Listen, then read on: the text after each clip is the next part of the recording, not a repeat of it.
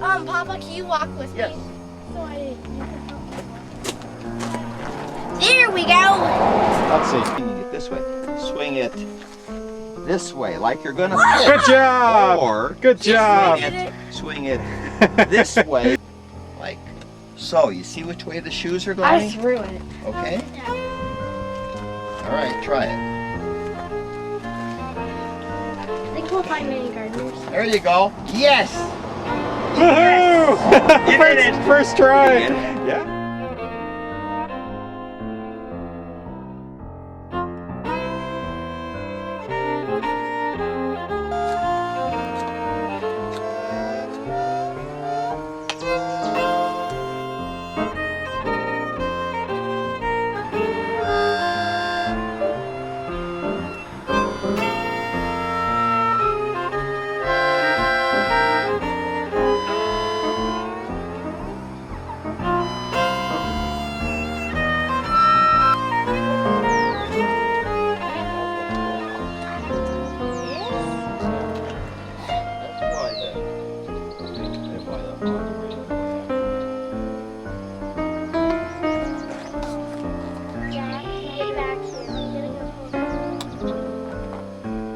You look from 5 inches forward isn't going to be any better.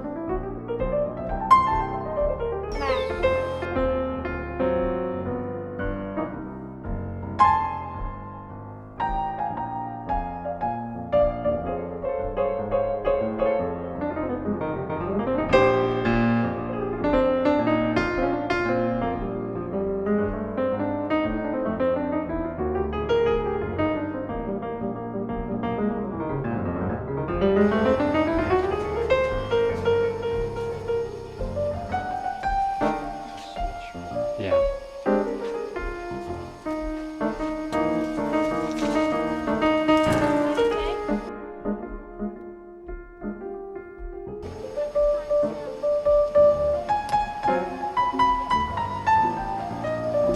Stop for trailers. Oh yeah.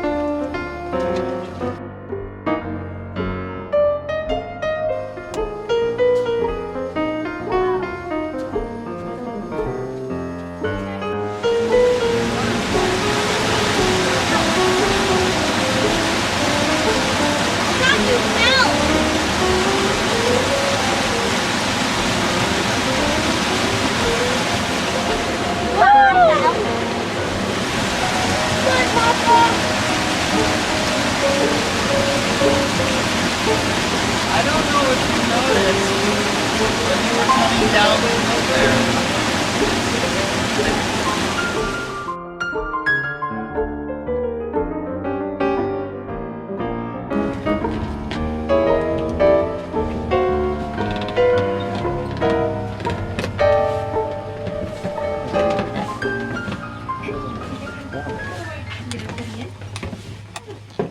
Well, welcome to Chung. You know, if you were here to visit Doc Hay or Lungon, you'd come in through this front door. This is where everybody came in at here. If you don't, I just gotta squeeze around you and lock up the door here. You got it? Okay, that'd be great. I don't know if you guys noticed some of the tin they stuck on their doors here. They actually initially put this on for their protection. Again, when the Chinese first arrived here, they were not well liked. A lot of hostility towards them. And we do know the local buckaroos, the cowboys, used to get drunk on the weekend and shoot up Chinatown. But, you know, they found out very quickly that these tin cans aren't very good at stopping bullets. You can kind of see they go through and there's a lot of other holes in the building. So they actually installed these iron doors. These are pinned back here with an accordion style door that would come across and bolt across. Just another way they could really protect themselves if they were in here. So I'm going to go ahead and close the door up. It's going to get dark for a moment till your eyes adjust. But by the end of the tour, I promise, it'll be bright and cheery in here. Well, this main room kind of served as Doc Hay's waiting room. I see around the edges there's little wooden stools and stuff. You can imagine 4 or 5 people sitting there waiting to see the doctor. Well, this room also served as Doc Hay's examination room. Usually we're examined here in front of everybody else. No really privacy in those days. But a lot of times what happened is Doc Hay would take you over to this red chair behind you, sit you on the chair, or if you were a kid like your guys' age, he'd have you come stand next to one of the tables, and then he'd feel your pulse on your wrists here. He practiced traditional Chinese medicine, and one of the diagnosis tools, it's called pulsology. So feeling your pulses he was able to use that to determine what sort of illness or sickness you might have. And do you mind if I ask you, since you know you brought your son here, did he feel your son's pulse or just kind of? Yes. Oh, okay. Yes. Did he have him stand or? Do you remember? No, he had him setting. Oh, okay. Because he was just a baby at that time. Oh, okay. Yes. But he, that was the way they did, and they didn't do anything else. They didn't take your temperature, they didn't do any of that. Yeah. It was all with the hands, and his hands were really different. Oh, They were okay. really soft. I've heard he used to wear Yeah. gloves and didn't touch anything. He was always just very, very careful on touching stuff. 'Cause a lot of times after Doc Hay figured out what was wrong with you, he came to his apothecary shop, which is right behind you guys. And when the place was kind of rediscovered, we found over 500 different types of herbs and animal parts, and they're all in those boxes and bins in there. One of my favorites is the big old bear paw on the counter there. Everybody see that? He'd give us those little tiny bottles. Little bottles. Mhm. Like these here. Yeah. And when he'd give them to me, it'd be like this one here. Oops, watch out. Sorry, there's a sensor if you get your finger through. It would be like $5 for a Oh, little for the bottle bottle? like that. Oh, okay. You don't happen to have a bottle still, do you? Yeah, I do. Oh, Somewhere okay. I do. I have one. Okay, would either measure out different herbs and stuff and grind them up in a mortar and pestle, you see on the left, and stick everything into a sack, and you take a sack home with you, and you boil everything like a tea, or you get it like you had got it in the little bottles, which was medicine already pre-made up. You didn't have to make it that way. A lot of times with a sack, you take your sack home with you, you boil everything like a tea, strain it, and then drink the liquid.